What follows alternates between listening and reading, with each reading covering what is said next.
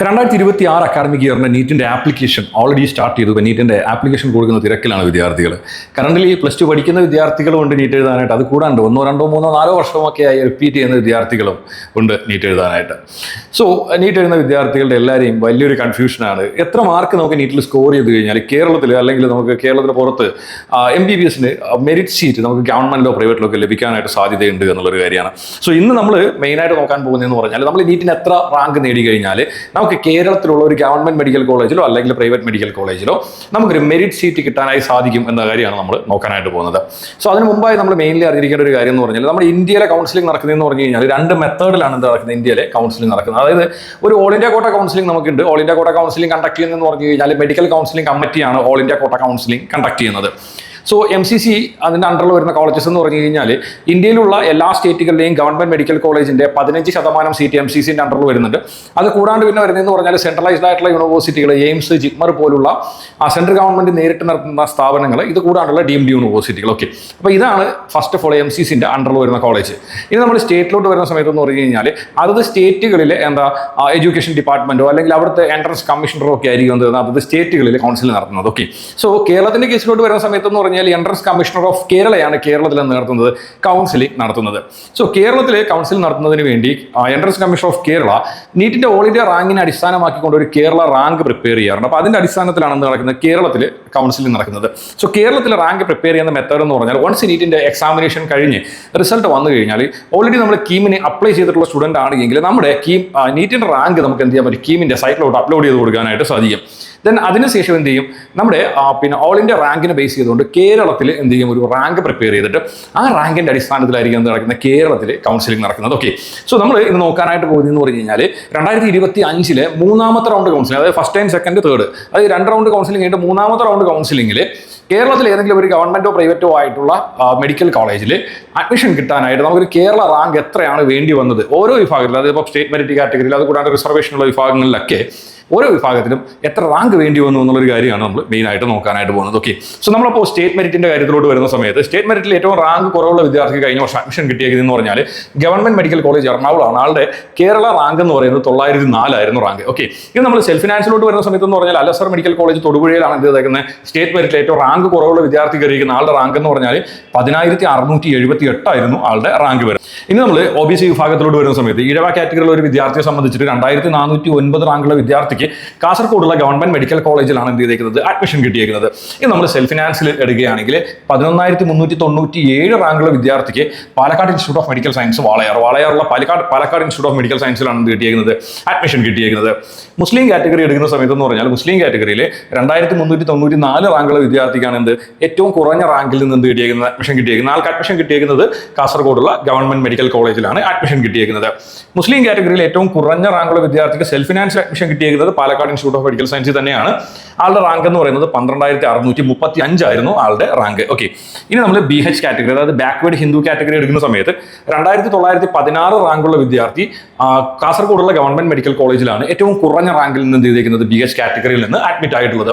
ഈ same case നമ്മൾ എന്ത് ചെയ്തു, സെൽഫ് ഫിനാൻസ് എടുക്കുന്ന സമയത്ത് Palakkad institute of medical science വാളയാറിലാണ് എന്ത് ചെയ്തേക്കുന്നത് 10949 റാങ്കായിരുന്നു BH കാറ്റഗറിയിൽ ഏറ്റവും കുറഞ്ഞ റാങ്കിൽ നിന്ന് എന്ത് ചെയ്തേക്കുന്നത്, അഡ്മിറ്റ് ആയിട്ടുള്ളത്. ഇനി നമ്മൾ ലത്തീൻ കത്തോലിക്ക LA കാറ്റഗറി, ലത്തീൻ കത്തോലിക്ക നമ്മൾ എടുക്കുന്ന സമയത്ത് എന്ന് പറഞ്ഞാൽ 3689 റാങ്കുള്ള വിദ്യാർത്ഥി കാസർഗോഡ് ഗവൺമെന്റ് മെഡിക്കൽ കോളേജിലാണ് എന്ത് ചെയ്തേക്കുന്നത്, അഡ്മിറ്റ് ആയിട്ടുള്ളത്. ഇത് നമ്മൾ സെൽഫ് ഫിനാൻസിലോട്ട് വരുന്ന സമയത്ത് എന്ന് പറഞ്ഞാൽ 13481 റാങ്കുള്ള വിദ്യാർത്ഥി അല്ലസർ മെഡിക്കൽ കോളേജ് തൊടുപുഴയിലാണ് എന്ത് ചെയ്തേക്കുന്നത്, അഡ്മിറ്റ് ആവുകയും ചെയ്തിട്ടുള്ളത്. ദീവര കാറ്റഗറിയുള്ള വിദ്യാർത്ഥി നമ്മൾ എടുക്കുന്ന സമയത്ത് എന്ന് പറഞ്ഞാൽ ദീവര കാറ്റഗറിയിൽ നിന്ന് ഏറ്റവും കുറഞ്ഞ റാങ്കുള്ള വിദ്യാർത്ഥി അഡ്മിറ്റ് ആയിരിക്കുന്നു പറഞ്ഞാൽ 8062 റാങ്കുള്ള വിദ്യാർത്ഥിയാണ്.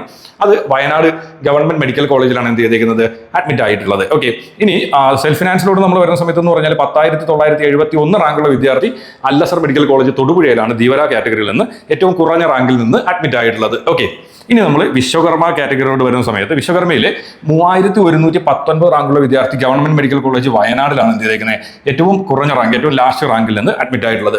ഇനി വിശ്വകർമ്മ റാങ്കിൽ തന്നെ നമ്മൾ സെൽഫ് ഫിനാൻസിലോട്ട് പോകുന്ന സമയത്ത് എന്ന് പറഞ്ഞു കഴിഞ്ഞാൽ 12385 റാങ്കുള്ള വിദ്യാർത്ഥി അല്ലസർ മെഡിക്കൽ കോളേജ് തൊടുപുഴയിലാണ് എന്ത് ചെയ്തേക്കുന്നത്, അഡ്മിറ്റ് ആയിട്ടുള്ളത്. ഓക്കെ, ഇനി നമ്മൾ BX കാറ്റഗറി എടുക്കുന്ന സമയത്ത്, അതായത് ബാക്ക്വേർഡ് ക്രിസ്ത്യൻ കാറ്റഗറി എടുക്കുന്ന സമയത്ത് ഗവൺമെന്റ് മെഡിക്കൽ കോളേജ് വയനാട്ടിൽ ഏറ്റവും കുറഞ്ഞ റാങ്കിൽ നിന്ന് 2849 റാങ്കുള്ള വിദ്യാർത്ഥിയാണ് എന്ത് ചെയ്തിരിക്കുന്നത്, അഡ്മിറ്റ് ആയിരിക്കുന്നത്. ഇത് നമ്മൾ സെൽഫ് ഫിനാൻസ് എടുക്കുന്ന സമയത്ത് എന്ന് പറഞ്ഞാൽ പാലക്കാട് ഇൻസ്റ്റിറ്റ്യൂട്ട് ഓഫ് മെഡിക്കൽ സയൻസിൽ 12,554 റാങ്കുള്ള വിദ്യാർത്ഥിയാണ് എന്ത് ചെയ്തിരിക്കുന്നത്, അഡ്മിറ്റ് ആയിട്ടുള്ളത്. ഓക്കെ, ഇനി നമ്മൾ കുശവാർ റിലേറ്റഡ് കമ്മ്യൂണിറ്റീസ് എടുക്കുകയാണ് എങ്കിൽ ഏറ്റവും കുറഞ്ഞ റാങ്കിൽ നിന്ന് ഗവൺമെന്റ് അഡ്മിഷൻ കിട്ടിയിരിക്കുന്നതെന്ന് പറഞ്ഞു കഴിഞ്ഞാൽ ഗവൺമെന്റ് മെഡിക്കൽ കോളേജ് ഇടുക്കിയിലാണ്. ആളുടെ റാങ്ക് എന്ന് പറഞ്ഞാൽ 9,811 ആയിരുന്നു ആളുടെ റാങ്ക് വരുന്നത്. ഇതേ കേസ് നമുക്ക് വരുന്നതെന്ന് പറഞ്ഞു കഴിഞ്ഞാൽ സെൽഫ് ഫിനാൻസിൽ നോക്കുന്ന സമയത്ത് 14,509 റാങ്കുള്ള വിദ്യാർത്ഥി എന്ത് ചെയ്തിട്ടുണ്ട്, Palakkad institute of medical science വാളയാറിൽ അഡ്മിറ്റ് ആയിട്ടുണ്ട്. ഓക്കെ, ഇനി നമ്മൾ കുടുംബി റിലേറ്റഡ് കമ്മ്യൂണിറ്റീസ് എടുക്കുകയാണെങ്കിൽ ഏറ്റവും കുറഞ്ഞ റാങ്കിൽ നിന്ന് അഡ്മിറ്റ് ആയിരിക്കുന്നത് 24,407 റാങ്കുള്ള വിദ്യാർത്ഥി ഗവൺമെന്റ് മെഡിക്കൽ കോളേജ് വയനാടിലാണ് എന്ത് ചെയ്തിരിക്കുന്നത്, അഡ്മിറ്റ് ആയിരിക്കുന്നത്.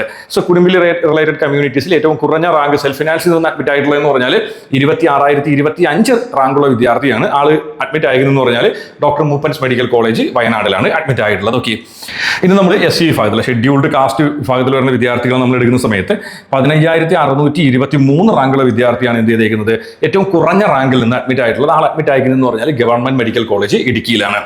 ഇതേ കേസ് നമ്മൾ സെൽഫ് ഫിനാൻസിലോട്ട് വരുന്ന സമയത്ത് എന്ന് പറഞ്ഞാൽ Palakkad institute of medical science വാളയാറിൽ 18,034 റാങ്കുള്ള വിദ്യാർത്ഥിയാണ് എന്ത് ചെയ്തിരിക്കുന്നത്, സെൽഫ് ഫിനാൻസിൽ അഡ്മിറ്റ് ആയിട്ടുള്ളത്. ഓക്കെ, ഇനി നമ്മൾ ST വിഭാഗത്തിലെ ഷെഡ്യൂൾഡ് ട്രൈബ് വിഭാഗത്തിലെ വിദ്യാർത്ഥികൾ എടുക്കുന്ന സമയത്ത് ഏറ്റവും കുറഞ്ഞ റാങ്കിൽ നിന്ന് അഡ്മിറ്റ് ആയിരിക്കുന്നത് 25,421 റാങ്കുള്ള വിദ്യാർത്ഥിയാണ് ആൾ അഡ്മിറ്റ് ആയിരിക്കുന്നത് എന്ന് പറഞ്ഞാൽ ഗവൺമെന്റ് മെഡിക്കൽ കോളേജ് വയനാടാണ്. ഇത് സെയിം കേസ് നമ്മൾ സെൽഫ് ഫിനാൻസിലോട്ട് വരുന്ന സമയത്ത് 29,388 റാങ്കുള്ള വിദ്യാർത്ഥി അഡ്മിറ്റ് ആയിരിക്കുന്നതെന്ന് പറഞ്ഞാൽ Palakkad institute of medical science വാളയാറിലാണ്. ഇനി നമ്മൾ എക്കണോമിക്കലി വീക്കർ ആയിട്ടുള്ള സ്റ്റുഡൻസ്, അതായത് ജനറൽ കാറ്റഗറിയാണ് പക്ഷേ ഫിനാൻഷ്യലി ബാക്കിൽ നിൽക്കുന്ന എക്കണോമിക്കലി വീക്കർ സെക്ഷനുള്ള സ്റ്റുഡൻസിനെ എടുക്കുന്ന സമയത്ത് നമുക്ക് അഡ്മിറ്റ് ആയിരിക്കുന്നതെന്ന് പറഞ്ഞാൽ 3,467 റാങ്കുള്ള വിദ്യാർത്ഥി എന്ത് ചെയ്തിട്ടുണ്ട്, കാസർഗോഡുള്ള ഗവൺമെന്റ് മെഡിക്കൽ കോളേജിൽ അഡ്മിറ്റ് ആയിട്ടുണ്ട്.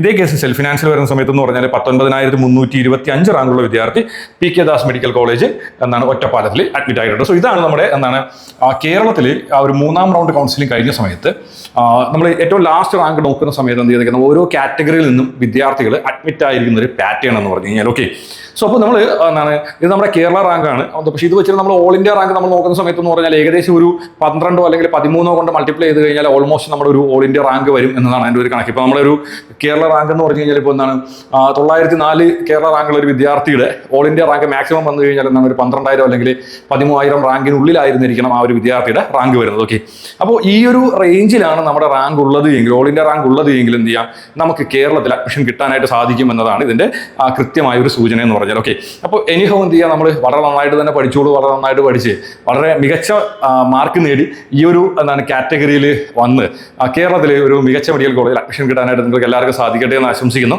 അപ്പോൾ നീറ്റുമായി ബന്ധപ്പെട്ടുള്ള വളരെ ഇൻഫോർമേറ്റീവ് ആയിട്ടുള്ള പുതിയൊരു വീഡിയോയിൽ കാണുന്നവരേക്കും എല്ലാ കൂട്ടുകാർക്കും ബൈ ബൈ.